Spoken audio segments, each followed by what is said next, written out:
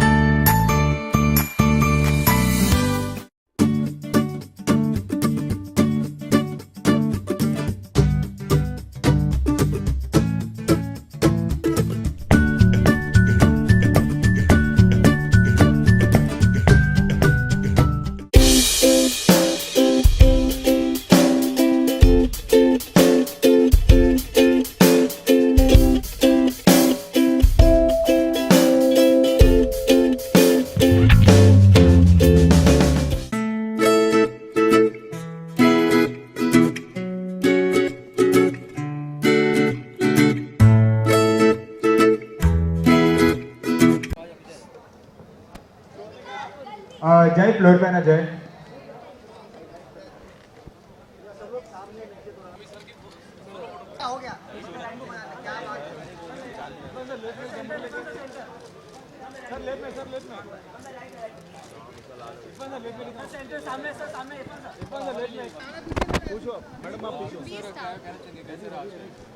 Ready?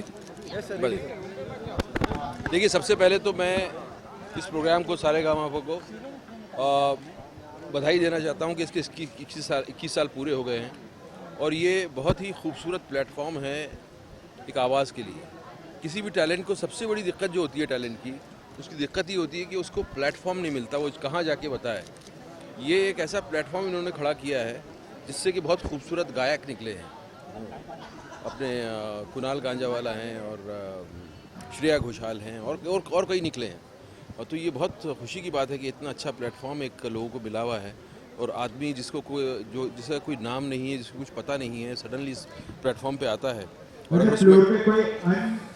अगर उसमें कोई जानता नहीं और फोटोग्राफ लेते हुए दिखाई दे, प्लीज इनका फोन ले लीजिए। और अगर उसमें टैलेंट है तो वो यहाँ से सीधा उसको उसको मौका मिल जाता है। फैंटास्टिक। हाँ, मैं जब जाता हूँ किसी भी इस तरह के प्रोग्राम में तो आपको लगता है कि ये ध्यान इस तरफ मैंने ध्यान क्यों नहीं दिया। हालांकि हमारे ड्रामा स्कूल में इसकी क्लासेस होती थी और हम लोग हमेशा उसको बंक करते थे उन क्लासेस को। जो डांस और सॉन्ग की क्लासेस होती थी हमने ड्रामा स्कूल में हमेशा बंक किए हैं। तो आज मुझे उसका अफसोस होता है कि मैंने क्यों बंक की। और मेरे अंदर पता नहीं, मैं कोशिश करूँगा ज़रूर सीखने की। ओके, संगीत की हैं?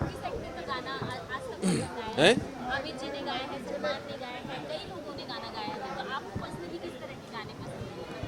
कोई एक्टर है जो हर चीज़ में ट्राई किया?